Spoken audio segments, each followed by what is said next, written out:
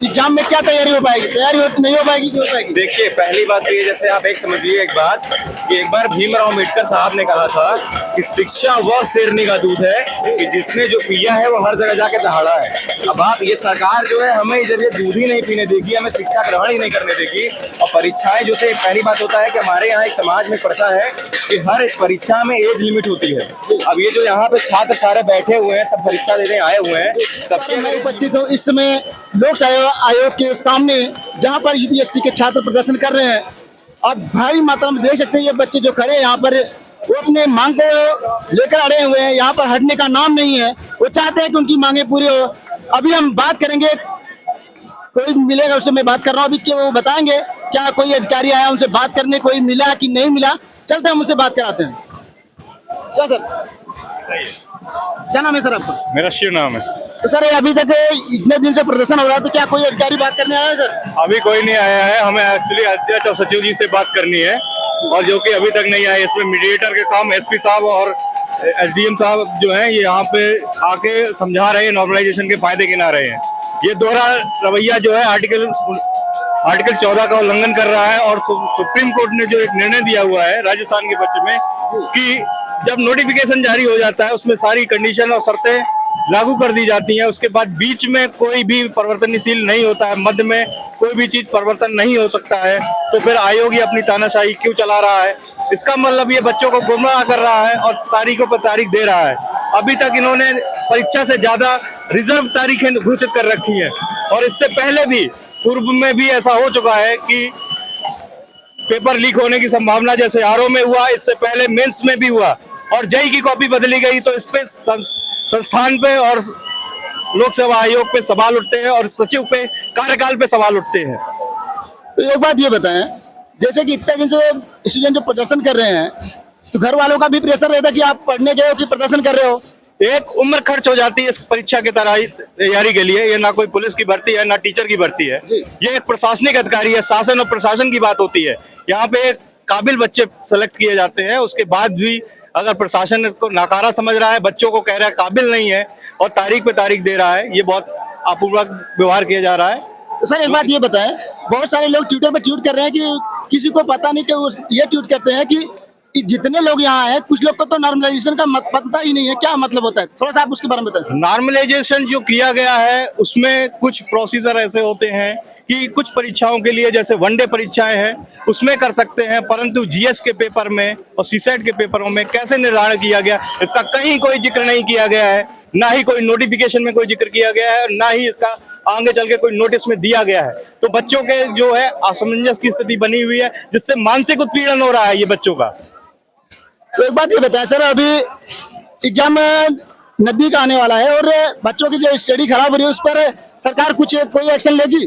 बच्चों की स्टडी तो 1 साल से खराब चल रही है, और खराब होने का मुख्य कारण यही है कि आयोग जो है अपनी स्थिति कभी स्पष्ट नहीं कर रहा है। इनका कार्यकाल कभी भी स्पष्ट रूप से नहीं चला है, वो विवादित के स्थिति में रहा है। जहाँ पहले अनिल यादव रहे हों चाहे ये रहे हों, दोनों का एक ही मैटर रहा है, पेपर लीक कराना है और कैसे राजस्व को इकट्ठा कराना और बच्चों को परेशान करना। आज बच्चे मानसिक रूप से सामाजिक प्रतिणा भी झेल रहे हैं, उसके साथ शारीरिक और आर्थिक रूप से भी झेल रहे हैं। थैंक यू सर, बहुत बहुत धन्यवाद, आप हमारे साथ जुड़े। चलिए और आगे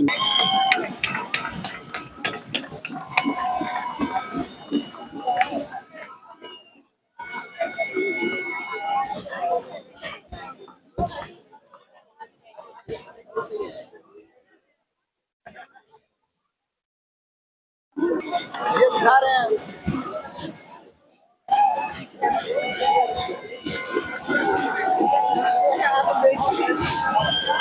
ये आप इससे कुछ बोलेंगे?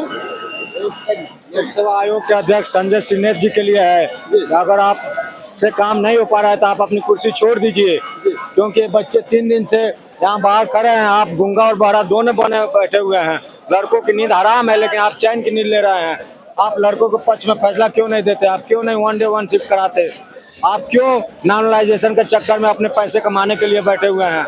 अगर आपका मंशा सही है, आप बच्चों के भविष्य से हित चाहते हैं, तो 1 डे 1 शिफ्ट लागू करिए और एग्जाम सही समय पे कराइए। यही मांग है हम लोग से।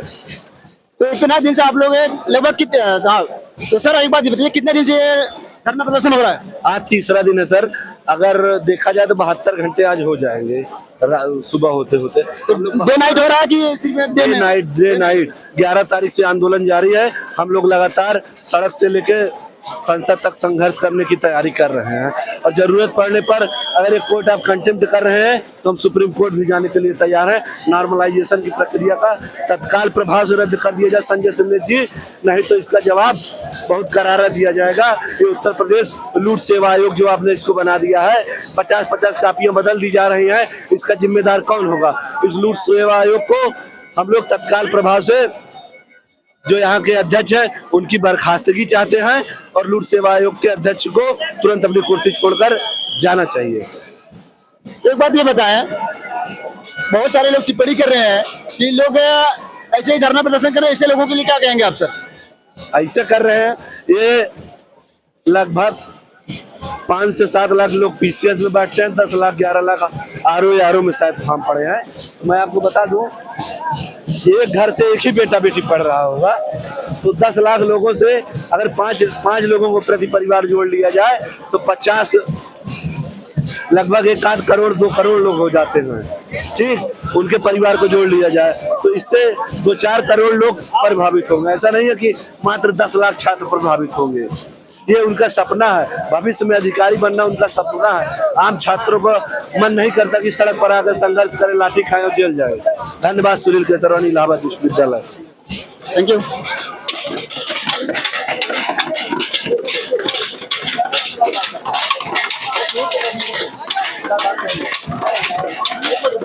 आप लोग धरना प्रदर्शन कर रहे हैं, क्या कोई अधिकारी आपसे बात करने आया? नहीं, देखिए अभी तक बात करने आ भी रहे हैं तो उनसे सही तरीके से बात भी नहीं हो रही, वो मानने को तैयार नहीं है। और यहाँ पर जितने छात्र हैं, कोई दिल्ली से आया है, पूरे देश के कोने कोने से लोग आए, लेकिन कोई बड़ा सीनियर आके बात करने के लिए यहाँ पर सहमत नहीं है। और ऊपर से आदेश नहीं है, जो यहाँ के अध्यक्ष हैं लोक सेवा आयोग के, वो बिल्कुल भी तैयार नहीं है। इतना फोर्स लगा के लोगों को बीच में लाठी भी चार्ज हुई।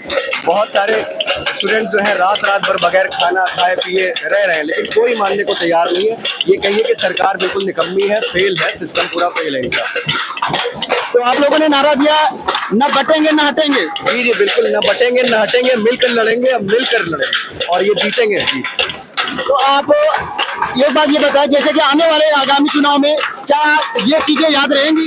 जी बिल्कुल, आने वाले जो चुनाव है ये तय करेंगे। ये जो आप देख रहे हैं यहाँ पर ये धरना प्रदर्शन हो रहा है, आने वाला चुनाव इनका ये तय करेगा, बिल्कुल तय करेगा कि छात्रों के साथ किस कदर का हनन किया जा रहा है, उनके अधिकार के साथ खेला जा रहा है। आप समझिए चुनाव में इसका असर आपको देखने को जरूर मिलेगा। तो जैसा कि कल अखिलेश यादव जी फूलपुर में आने वाले हैं, बीच में कल बीच में कोई बहन जो की बोली है कि यहाँ पर जो हम प्रदर्शन कर रहे हैं ट्विटर से कोई काम नहीं चलेगा, हर एक के ऊपर जो ट्विटर कर रहे हैं, क्या उनको यहाँ पर आने की जरूरत है? जी बिल्कुल, देखिए अखिलेश यादव ने पहले भी ट्वीट किया था और हम लोग छात्र संघ से जो लोग हैं, इलाहाबाद विश्वविद्यालय के छात्र हैं, हम लोग जुड़े हुए लोग हैं, तो अखिलेश यादव ने पहले भी इसके मतलब इस मुद्दे को उठाने की कोशिश की है। अभी हाल में ही अखिलेश यादव ने जो यहाँ पर लाठी चार्ज हुई थी उससे भी उन्होंने ये बात कही थी। तो समझिए कि वो आ रहे हैं तो इसका असर जरूर पड़ेगा, वो बोलते रहे और बोलेंगे छात्रों के साथ। ठीक है, तो एक मिनट, ये बहनें जो है साथ में आपके बैठे हुए हैं, तो जैसे कि आप ये बताएं सर, क्योंकि देखो बहनें जो होती है जब पढ़ने जाती बाहर जाती हैं तो उनके ऊपर मानसिक प्रेशर रहता है, घर का भी और जो पब्लिक का भी, तो क्या है इनके ऊपर कैसा इनके साथ व्यवहार कर? बिल्कुल कराइए।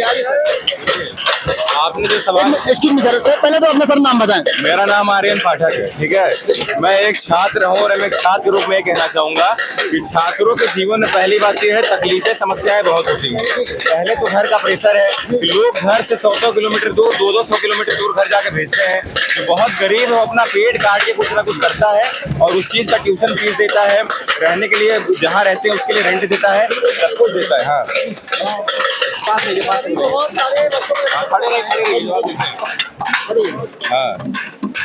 पूछिए, आप सवाल पूछे मैं जवाब देता हूँ।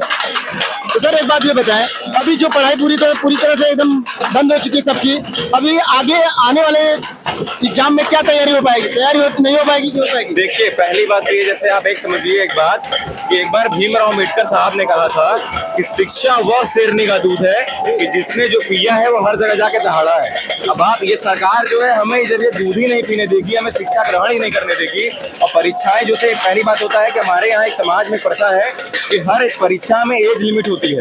अब ये जो यहाँ पे छात्र सारे बैठे हुए हैं, सब परीक्षा देने आए हुए हैं, सबकी अगर एज लिमिट ही खत्म हो जाएगी तो समाज में पहली बात दूसरा बेहतर रहता है। आप यहाँ पे आके जो काम कर रहे हैं, जो पढ़ने आए हैं, लौट के घर पे जाएंगे तो लोगों को क्या जवाब देंगे कि गवाह तरह फलाने पढ़े कुछ तो नहीं निकाल पाए। ये सामाजिक प्रेशर सबके साथ है, केवल हमारे साथ नहीं है। आप ही कभी निकलोगे तैयारी करने, सर इस बात से मैं आपके 100% सहमत हूँ, क्योंकि जितने भी पढ़ने वाले बच्चे होते हैं, क्योंकि इलाहाबाद जो आते हैं काफी समय 30 साल 40 साल, काफी तो कोई तो 45 साल निकल जाता है, लेकिन अगर वो कुछ बन गया तो उसकी पूरे गांव वाले सराहना करते, जो कुछ नहीं बन पाता उस पर लोग दुनिया भर का ताने मारते हैं। तो सर एक बात ये बताएं, अभी जो अधिकारी है अभी भी कोई आने को तैयार नहीं है, इस पर आप लोग क्या कहेंगे? इस पे मैं एक बहुत बड़ी बात कहना चाहूंगा। आप थोड़ा ध्यान से सारे लोग मेरी बात बहुत ध्यान से सुनिएगा कि आंदोलन जो होता है डेमोक्रेसी का सोल होता है। सोल मतलब होता है आत्मा। अब जिससे क्या होता है, आप एक चीज देखते होंगे, जो भाजपा में सरकार है, एक समय जब इमरजेंसी लागू हुई थी, जब उनके क्या कहते हैं इंदिरा गांधी जी ने इमरजेंसी लागू किया था, यही सरकार के लोग, जो बड़े बड़े लोग हैं, चाहे अरुण जेटली हो चाहे कोई भी हो, इन्होंने आंदोलन के दम पे ही सरकार को दोषी ठहराया था। और यही आंदोलन जब हम लोग करने आ रहे हैं तो हमें रोका जा रहा है, हमारे ऊपर लाठीचार्ज करी जा रही है। आप बताइए सही है कि नहीं है? बताइए सही है कि नहीं है? विश्वविद्यालय के छात्र भी बहुत रुष्ट चल रहे हैं। मैं चूंकि इलाहाबाद विश्वविद्यालय का स्नातक तृतीय वर्ष का छात्र हूँ, मैं वहाँ से निलंबित हूँ। इसी सरकार और इसी जो तंत्र जो बैठा है, जैसे आयोग आज मनमानी कर रहा है, वैसे विश्वविद्यालय प्रशासन मनमानी कर रहा है। और चीजें ऐसी हैं कि स्पष्ट रूप से मैं आयोग को बता देना चाहता हूँ कि जब तक हमारी मांगे मानी नहीं जाएंगी, जब तक नो नॉर्मलाइजेशन जैसी प्रक्रिया को खत्म नहीं किया जाएगा, तब तक हम यहाँ से हटने वाली नहीं है। हम यहाँ डटे हैं और डटे रहेंगे। हम लोग इलाहाबाद विश्वविद्यालय के छात्र हैं। इलाहाबाद विश्वविद्यालय के छात्रों ने पूर्ण समर्थन दिया इस आंदोलन को, क्योंकि हम भी पीजी की परीक्षा देते हैं। और ये जो वन शिफ्ट में अनेक पालियों में परीक्षाओं को बांट दी गया, ये पूरे छात्रों के साथ छलावा है। ये आयोग को समझना होगा, सरकार को समझना होगा और इस पर तत्काल प्रभाव से निर्णय लेना होगा, नहीं तो सारी चीजें ऐसे ही बाधित रहेंगी। और आयोग को तो जो हो रहा है हो ही रहा है। तो मैं सरकार से और आयोग से कहना चाहूंगा कि इस विषय पर तत्काल प्रभाव से संज्ञान ले और जो छात्रों की मांगे उस मांगों को मानी जाए। एक मिनट सर, आप अपना शुभ नाम बताएं। सर मेरा नाम अक्षय कुमार सिंह है, मैं डिफेंस पर्सन हूँ इसके पहले और नौकरी ज्वाइन करके भी कार्य कर रहा हूँ। सर मैं आयोग से एक बात कहना चाहूंगा, जिस प्रकार से कल 10 बच्चों को उठाया गया है, उनको साथ FIR भी की गई है, तो क्या अपना अधिकार मांगना क्या गुनाह है? मैं ये आयोग से पूछना चाहता हूँ। और अगर अपने अधिकार के लोग यहाँ पे बैठे हुए हैं तो क्या उनके कान में जू तक नहीं देख रहा है?